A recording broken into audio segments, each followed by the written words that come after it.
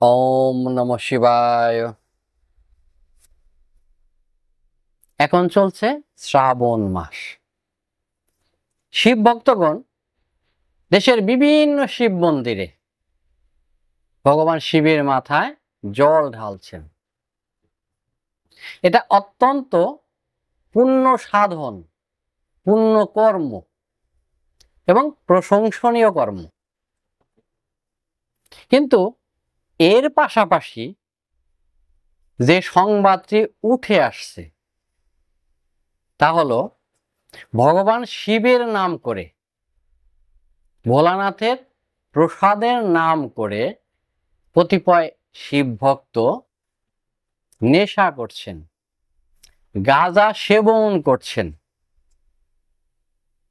তাদের বক্তব্য যে ভোলানাথ তিনি নিজে গাঁজা সেবন করতেন, তাই আমরা তার ভক্ত, আমরা সেই ভোলানাথের প্রসাদ সেবন করি।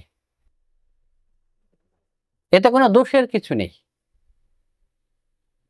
তা চলুন আজকে আমরা জানার চেষ্টা করি এটি আদৌ সঠিক কিনা, বা ধর্মীয় দৃষ্টিকোণ থেকে এটা কতটুকু সত্য, এর সত্যতা আছে কিনা।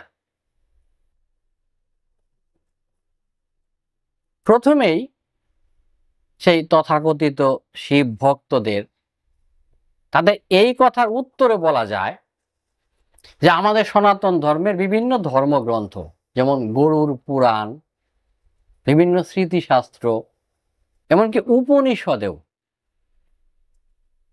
যে 5টি মহাপাপের উল্লেখ রয়েছে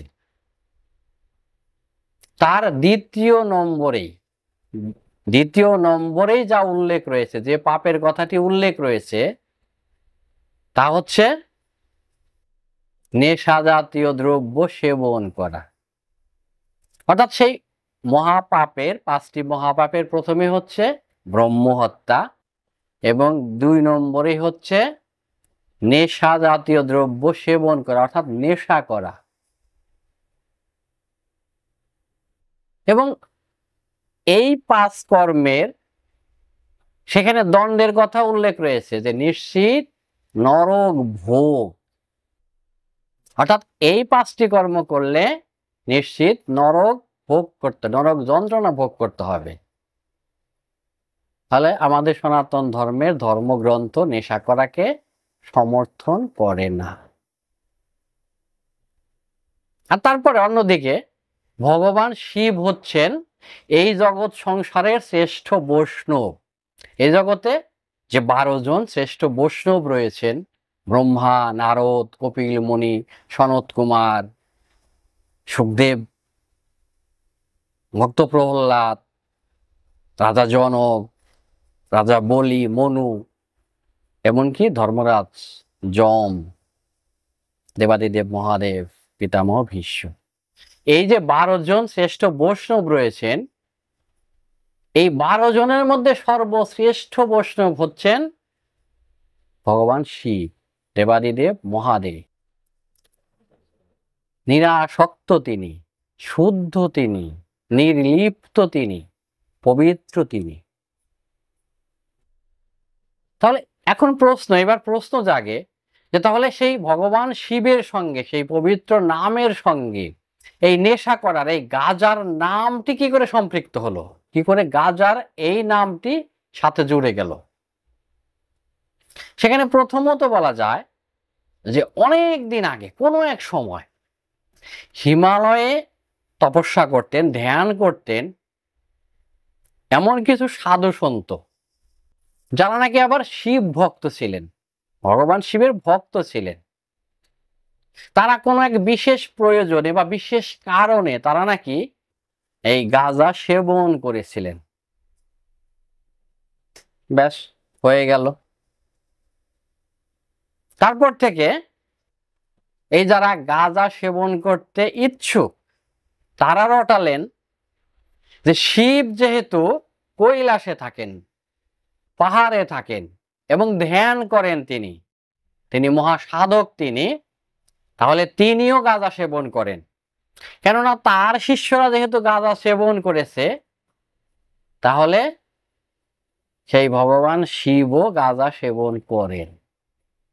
অর্থাৎ নেশা করার একটা অজুহাত, মিথ্যা অজুহাত তারা দাঁড় করালেন। আর দ্বিতীয়ত সেই সমুদ্র মন্থনের সেই কাহিনী, সমুদ্র মন্থন থেকে প্রথমেই যে ভয়ঙ্কর বিষ হলাহল উঠে এসেছিল, সেই বিষের প্রভাবে এই জগৎ সংসার হুমকির সম্মুখীন হয়ে পড়েছিল। তখন ভগবান শিব এই জগৎকে রক্ষা করার জন্য সেই বিষ, সেই হলাহল, ভীষণ ভয়ঙ্কর বিষ হলাহল পান করেছিলেন। তার ফলে কি হলো, যে ভগবান শিবের দেহের তাপ দ্রুত বৃদ্ধি পেতে লাগলো, তার অস্বস্তি বোধ হলো।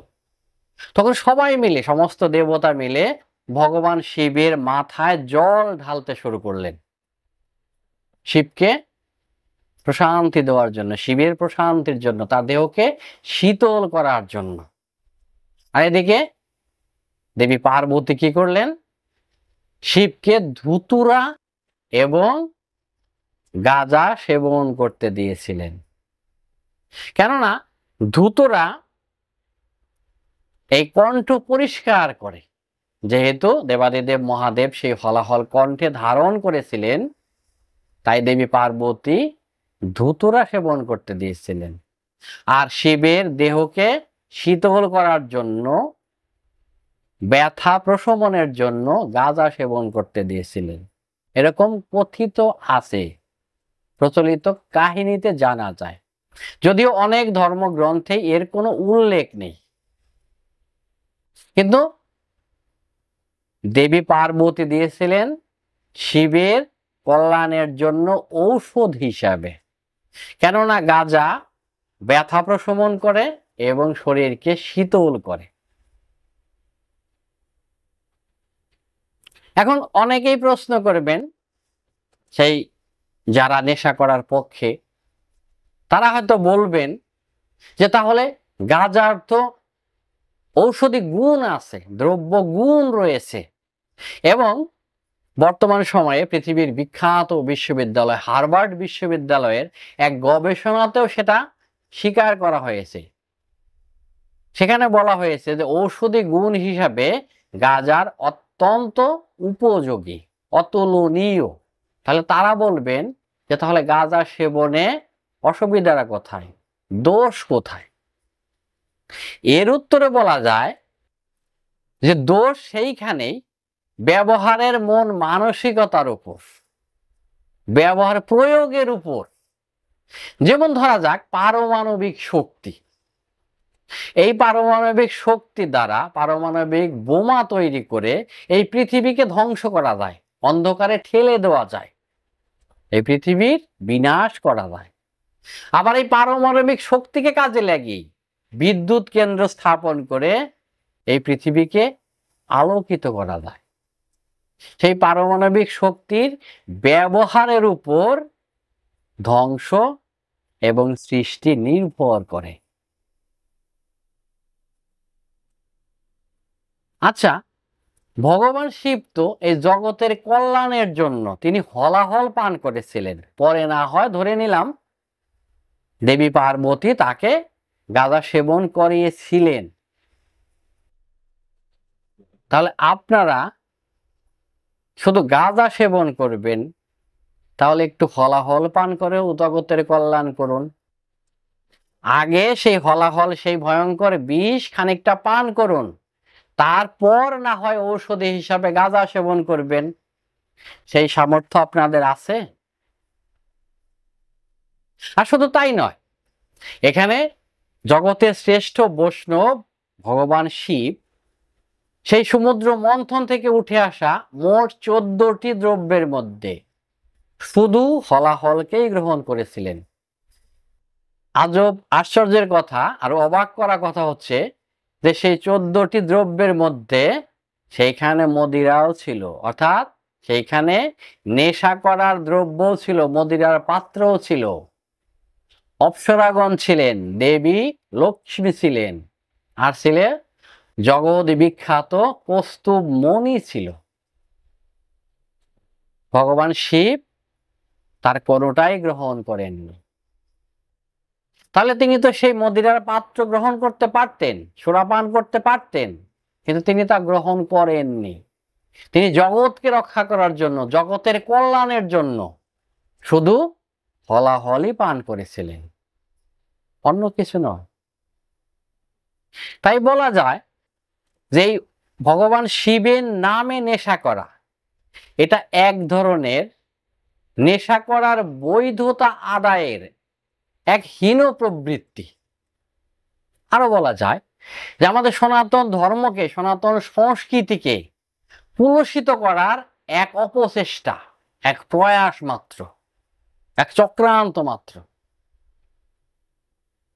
পরিশেষে সেই তথাকথিত শিব ভক্তদের উদ্দেশ্যে বলবো যে ভগবান শিবের একটি স্তুতি রয়েছে, তাকে তার গুণগান করার, তাকে প্রণাম করার একটি স্তুতি রয়েছে।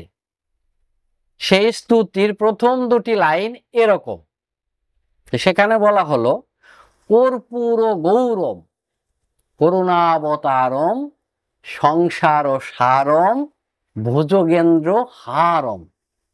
প্রথম দুটি লাইন এরকম, এবং সেই স্তুতির প্রথম শব্দটি বলা হলো কর্পূর গৌরম। অর্থাৎ ভগবান শিব কর্পূরের মতো সাদা, শুভ্র, শ্বেত শুভ্র। এখানে কর্পূরের কথা কেন বলা হলো? অন্য কিছুর তুলনাও তো দেওয়া যেতে পারত, কিন্তু কর্পূরের কথা বলা হলো এই কারণে যে কর্পূর নিজে জ্বললেও কোনো দাগ পড়ে না, কোনো ছাপ রেখে যায় না। আমার ভগবান শিব তদ্রূপ শুভ্র, তদ্রূপ পবিত্র, শান্ত, নির্লিপ্ত। কাজেই এই কথাগুলো আমাদের সবার জন্যই প্রযোজ্য। এই কথাগুলো যখন আমরা উপলব্ধি করতে পারবো, হৃদয়ঙ্গম করতে পারবো, বুঝতে পারবো যে ভগবান শিব নির্গুণ পরব্রহ্মের প্রতীক, সৃষ্টির উৎস তিনি, চেতনা, সমস্ত চেতনা তিনি। কাজে তার নামকে কলুষিত করার আগে অবশ্যই 10 বার ভাবা উচিত। কেননা ভগবান শিব, যার আর এক নাম আশুতোষ, তিনি অল্পে যেমন তুষ্ট হন, আবার তিনি বিনাশের দেবতা, ধ্বংসেরও দেবতা, প্রলয়ের দেবতা তিনি। কাজে তার নামে, সেই শ্বেত শুভ্র ভগবান শিবের নামে দাগ দেওয়ার আগে 100 বার ভাবা উচিত। আশা করব আমাদের প্রত্যেকেরই বিবেক জাগ্রত হবে। সনাতন ধর্ম সংস্কৃতিকে রক্ষার্থে আমরা এমন কিছু করব না যা অন্য ধর্মের মানুষের কাছে আমাদেরকে হেয় হতে হয়, হেয় প্রতিপন্ন হতে হয়, মাথা নিচু করতে হয়। তাই আমরা ধর্মগ্রন্থ জানবো, শাস্ত্র জানবো এবং সেই অনুযায়ী আচরণ করার চেষ্টা করব। হর হর মহাদেব, জয় শিব শম্ভু। সবাই ভালো থাকবেন। নমস্কার।